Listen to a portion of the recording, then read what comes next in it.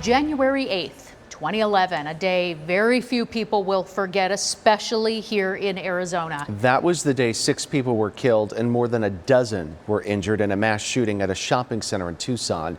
It would change so many lives forever, including former Congresswoman Gabby Giffords. In fact, ABC 15's Nick Saletti was in Tucson that day covering the tragedy.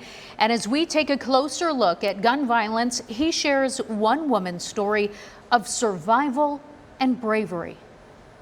So this is my first time back here at the Safeway shopping center in Tucson since the shooting on January 8th, 2011. I was a reporter in Yuma at the time, but came here to cover what was happening that day. And I have to tell you, it's a mix of emotions. Even as a journalist who was covering it, I can't even begin to imagine what the victims and their families and anyone else who was impacted by what happened here feels every time they pass by here. And this is a busy intersection in Tucson. But we met one woman who has now made it her life's mission to make sure nobody forgets what happened here that day. Before this was a park, it was just a scrubby desert. It's also one of Patricia Maisch's favorite places here in Tucson, a city she's called home for nearly 40 years. But it's not because the park has scenic bike trails, iconic Sonoran desert landscape, or that it's only a 5-minute drive from her house. It's my main cause for the rest of my life. For Patricia, this park will always have a special meaning because of who and what it honors. Christina Taylor Green, 21st birthday is coming up. She's been dead longer than she's alive.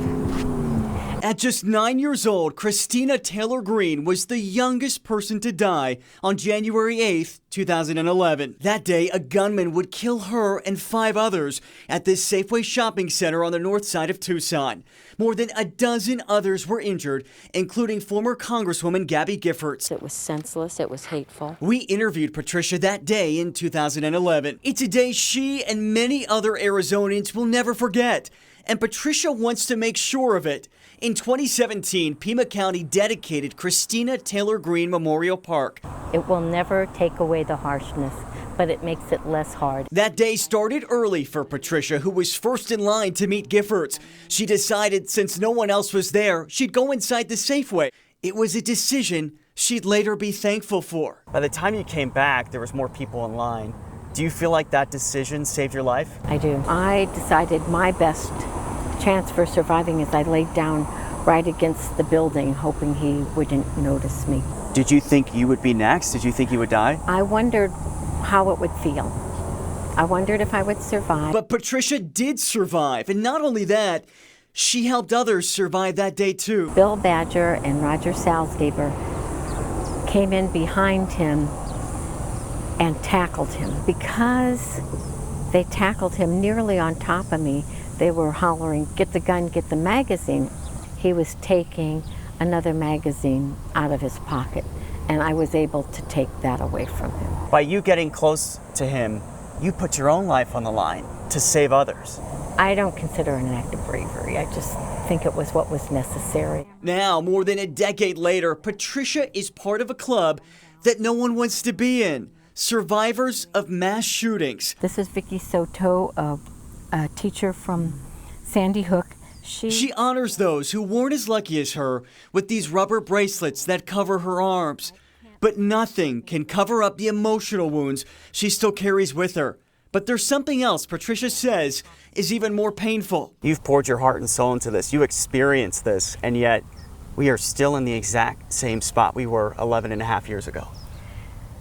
It's very, very frustrating and very infuriating.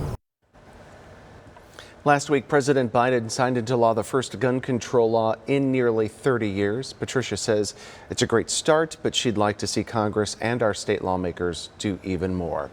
For people who have experienced mass shootings or violence, there is a disaster distress helpline for immediate support. The number is right there on your screen, 1-800-985-5990. Help is available 24/7.